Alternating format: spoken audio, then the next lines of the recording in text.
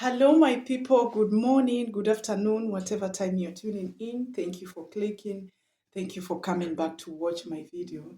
My people, it's a bright day. We thank God for this day. And I also thank you, my people, for your support. Um, I cannot take it for granted, okay? And for the newcomers who are watching this for the first time, my name is Anne, an African Kenyan woman based in Germany, and I normally share my lifestyle as an African woman in German village. Yes, so you're most welcome. New members, you're most welcome. Okay. Yeah, okay. Today I just want to talk about this driving thing. People have been asking, and you know they are Africans. Um, Most of the African people, they for if you drive a car, you are rich. This is what the people they always say. If you don't drive a car, you don't have something. But that is just an African mentality. Anyway, the people who have been asking, I don't think they were asking in a bad way. They just wanted to know why they have never seen me with a car. And I also promised myself, since people they really wanted to know that part, they will not see me driving.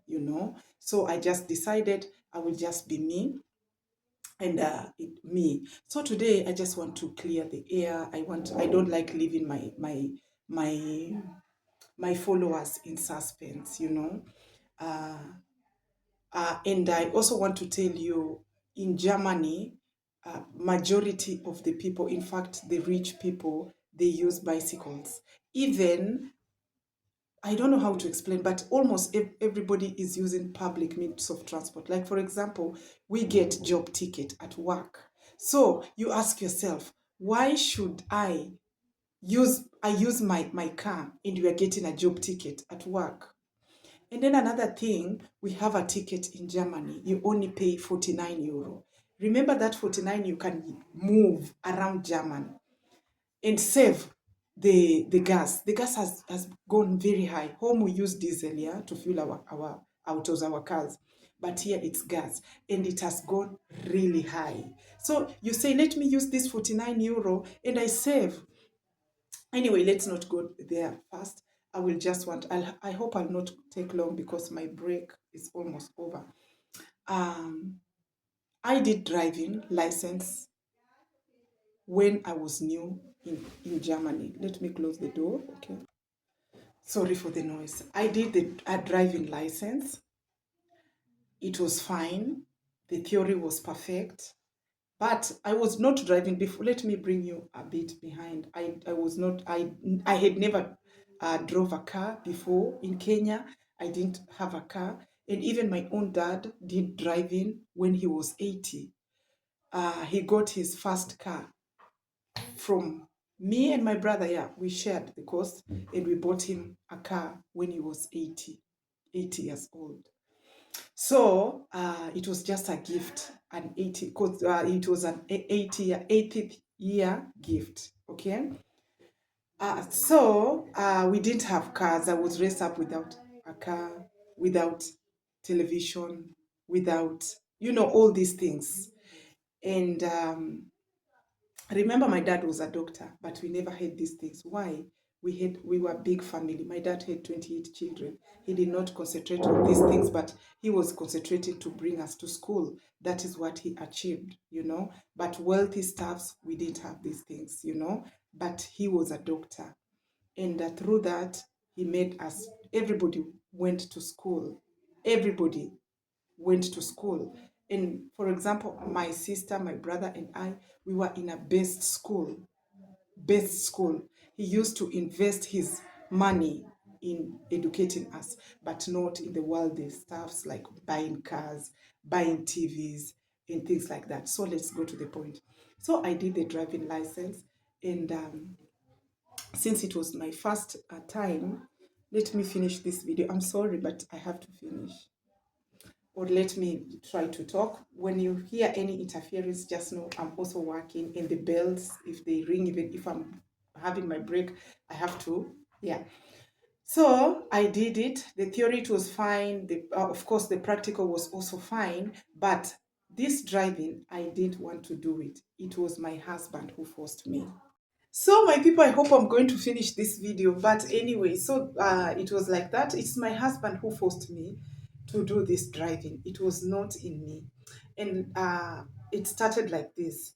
He just woke up one day. Okay, before I registered, yeah, I started doing this driving license with a lot of fear in me. So the night before going to driving license, my husband just called me and say, I have Uberraschung. I have an Uberraschung, what do we call? I have a surprise for you. And I came to finish this video here. So, and then he told me that he has a surprise for me. And we went to this parking lot. I remember it was Netto supermarket. Not Netto. It was, let me just say a parking lot. And then he showed me, he just put the keys inside and he said that, okay, you have, this is the gas and this is the steering. You have to hold here. Remember, I have never seen a car, just sit in a car like this. And by the way, even when I'm in a car, not that I've never seen, I used to see it, but I had never used this private car, just driving, or just concentrating on it because I didn't have a dream of driving a car. That is not just my thing. So I sat, and then, my dear, I just went, brrrr.